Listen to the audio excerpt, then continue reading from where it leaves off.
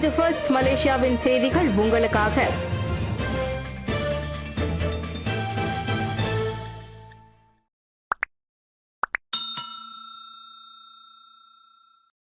செயற்கை நுண்ணறிவு மையமாக மலேசியாவை மாற்றுவதற்கான இலக்கு பிரதமர்.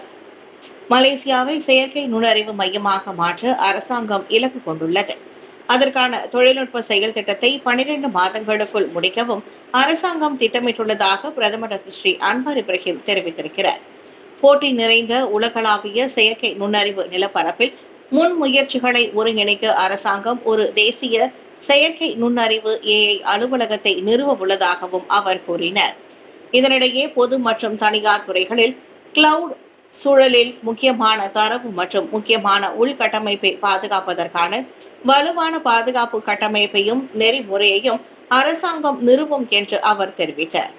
அடுத்த ஆண்டு ஆசியான் தலைவர் பதவியை ஏற்கும் போது மலேசியா தன்னை செயற்கை நுண்ணறிவில் முன்னோக்கி பார்க்கும் என்றும் இது நாட்டின் பொருளாதார போட்டி நிலைத்தன்மைக்கும் ஊக்குவிக்கும் என்றும் கூகுளின் மாந்தப் மலேசியா பெர்மாசா AI நிகழ்ச்சியில் அவர் கூறினார். அமெரிக்க டாலருக்கு எதிரான வலுவான நாணயமாக அசத்தி வரும் ரிங்கிட். இன்றைய தேதிக்கு அமெரிக்க டாலருக்கு எதிராக உலகிலேயே மிக வலுவாக பதிவாகியுள்ள நாணயமாக ரிங்கிட் விளங்குகிறது. MUFG வங்கியின் மூத்த பொருளாதார ஆலோசகர் லாய்ட் சான் அவ்வாறு கூறினார். கடந்த 3 மாதங்களில் மட்டும் அமெரிக்க டாலருக்கு எதிராக ரிங்கிட்டின் மதிப்பு 14.35 விழுக்காடு உயர்ந்துள்ளதாக ப்ளூம்பர்கின் தரவுகள் காட்டுகின்றன. ஜூன் 27 முதல் செப்டம்பர் 27 வரையிலான காலகட்டத்தை அது உட்படுத்தியுள்ளது. ரிங்கிட்டின் இந்த அபரிமித மீட்சியானது மலேசிய பொருளாதார வளர்ச்சி மற்றும் அமெரிக்காவில் வட்டி விகித தளர்வால் உந்தப்பட்டதாக சான் கூறினார். ஜூலை முதல் மேலும் அதிகமான வட்டி விகித குறைப்பால் இந்த 2024ஆம் அரையாண்டில் ரிங்கிட்டின் மதிப்பு கிடுகிடுவென உயர்ந்திருப்பதாக அவர் சொன்னார். இவ்வேளையில் தாய்லாந்தில் பாட் நாணயமும் அமெரிக்க டாலருக்கு எதிராக வலுவாக பதிவாகி வருகிறது. ரிங்கிட்டுக்கு அடுத்து 13.79 விழுக்காட்டு மதிப்புயர்வுடன் பாட் 2ஆம் இடத்திலும், ஜப்பானின் எண் நாணயம் 13.04 விழுக்காட்டுடன் 3வது இடத்திலும் உள்ளன. 1.9 பில்லியன் ரிங்கிட் கடன் சுமையில் தள்ளாடும் 30 வயதுக்கு கீழ்ப்பட்ட 53,000 மலேசியர்கள் 2வது நிதி அமைச்சர். நாட்டில் 30 வயதுக்கு கீழ்ப்பட்ட 53,000 இளையோர் பெரும் கடன் தொல்லையால் பாதிக்கப்பட்டுள்ளனர். அவர்களின் மொத்த கடன் மட்டுமே 190 கோடி ரிங்கிட் ஆகும். AKPK எனப்படும் கடன் நிர்வகிப்பு மற்றும் ஆலோசனை நிறுவனத்தின் அறிக்கையை மேற்கோள் காட்டி 2வது நிதி அமைச்சர் டாக்டர் ஸ்ரீ அமீர் ஹம்சா அசிசான் அவ்வாறு கூறினார்.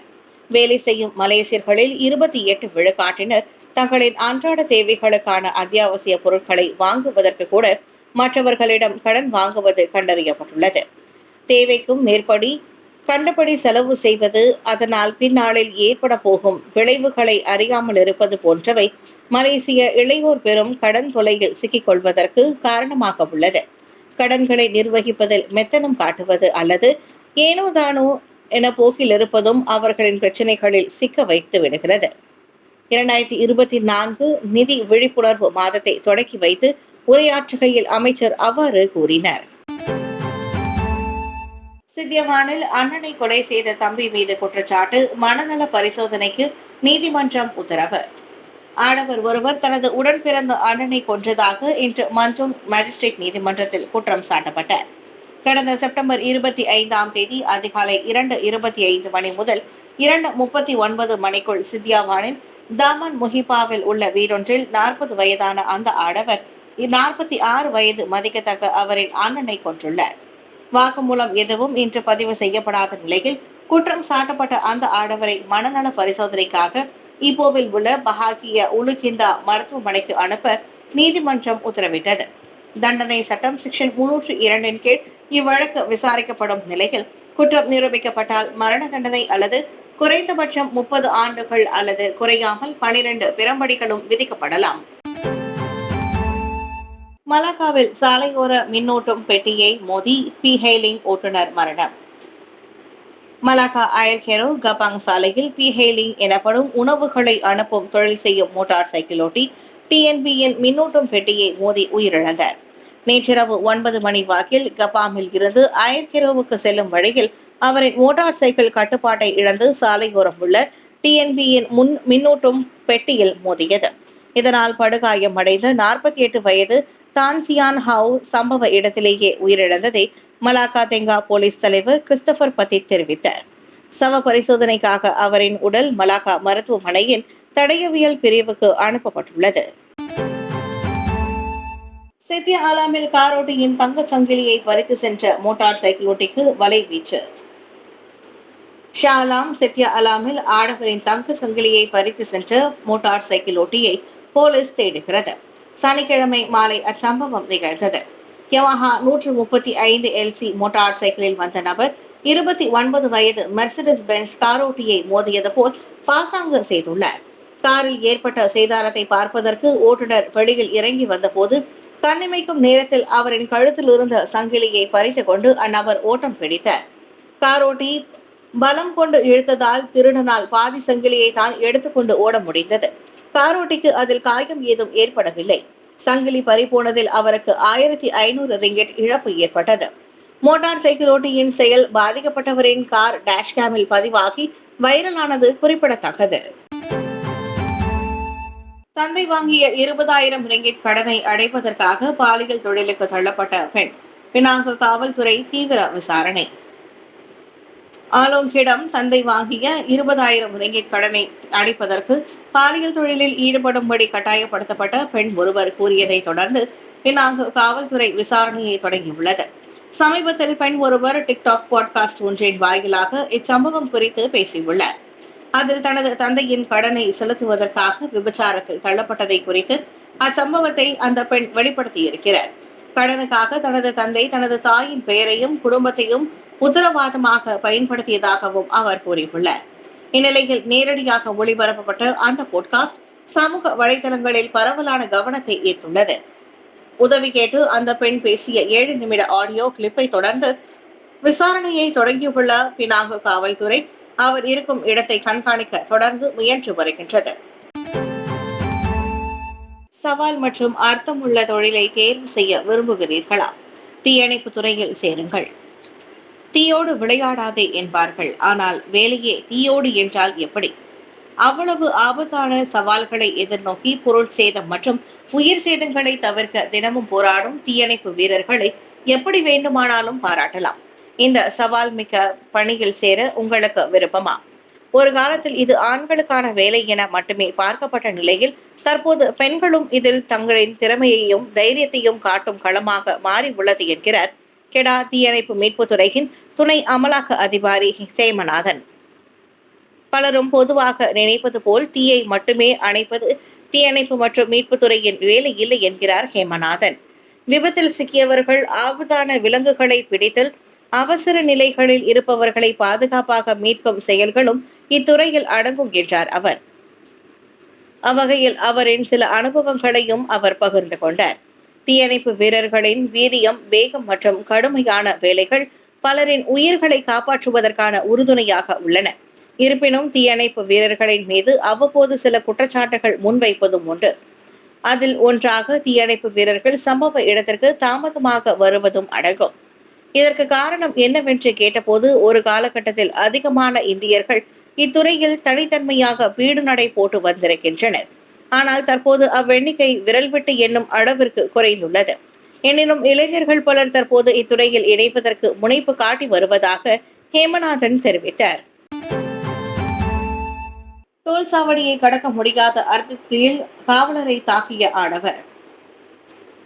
டோல் சாவடியை கடக்க தனது அடையாள அட்டையிலும் டச் அண்ட் கோ பயன்படுத்த முடியாததால் ஆடவர் ஒருவர் அதிருப்தியில் காவலரை தாக்கிய சம்பவம் பெரும் பரபரப்பை ஏற்படுத்தியுள்ளது. ஜஹூர் பாரு பெல்லிங் டோல் பிளாசாவில் டோலை கடக்கும் போது பணம் இருந்த போதிலும் அந்த ஆடவர் அடையாள அட்டையிலும் டச் அண்ட் கோவை பயன்படுத்த முடியாத சூழல் நிலவியுள்ளது. இந்நிலையில் 35 வயது மதிக்கத்தக்க அந்த ஆடவர் அங்குள்ள டோல் சாவடியின் காவலருடன் வாக்குவாதத்தில் ஈடுபட கருத்து வேறுபாடு மூண்ட சண்டை உருவாக்க இருக்கிறது. இருவரும் ஒருவருக்கு ஒருவர் குத்தி கொண்டதை பார்வையிட்ட பொதுமக்கள் உடனே சண்டையை முறியடிக்க களமிறங்கியுள்ளனர். இதனால் சம்பந்தப்பட்ட இருவருக்கும் பலத்த காயங்கள் எதுவும் இன்றி உடலிலும் முகத்திலும் சிறு காயங்களுடன் சண்டை நிறுத்தப்பட்டது. இச்சம்பவம் குறித்த காணொலி எக்ஸ் தளத்தில் வைரலாகி வரும் நிலையில் வடக்கு ஜகூர்பாரு மாவட்ட காவல்துறை விசாரணையை மேற்கொண்டு வருகிறது. 2000 ரிங்கிட் மிரட்டி பணம் பறித்த பாகன் டத்தோ போலீஸ்காரர் கைது. செம்பனை தோட்ட தொழிலாளி ஒருவரின் வழக்கை தீர்ப்பதற்கு 2000 ரிங்கிட் பணம் கேட்டு வாங்கிய போலீஸ்காரர் ஒருவர் அதிரடியாக கைது செய்யப்பட்டுள்ளார். 37 வயது மதிக்கத்தக்க செம்பனை தோட்ட தொழிலாளி முன்னதாக சிறுநீர் பரிசோதனை ஒன்றில் பிடிபட்டுள்ளார். அதனை தீர்க்க முன்வந்த பாகன் டத்தோ மாவட்டத்தை சேர்ந்த 40 வயது மதிக்கத்தக்க போலீஸ்காரர் 2000 ரிங்கிட் பணத்தை லஞ்சமாக கேட்டு பறித்திருக்கிறார். போலீஸ்காரரின் தவறான நடத்தை குறித்து அந்த தொழிலாளி காவல் நிலையத்தில் புகார் அளித்த நிலையில் அதிரடியாக ஊத்தான் மெலிந்தாங்கில் அவர் கைது செய்யப்பட்டுள்ளார். திருப்பதி லட்டு சர்ச்சை அதற்குள் முடிவுக்கு வந்தது ஏன்? சந்திரபாபு நாயுடுவுக்கு நீதிமன்றம் கண்டனம்.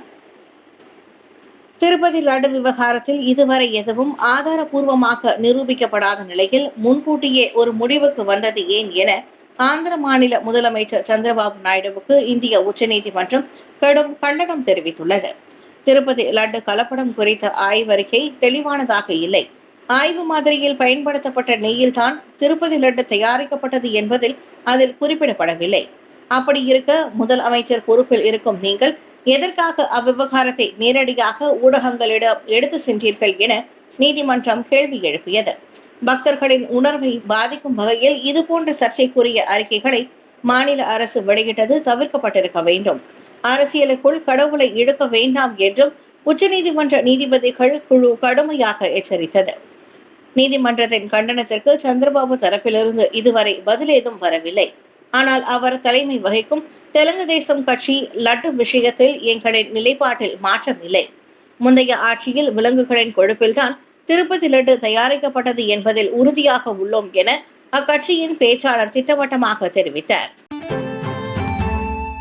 ஜெம்போலில் 200 கிலோ எடையுள்ள ஆண் தும்பி பன்றி வாகனங்கள் மோதி பலி.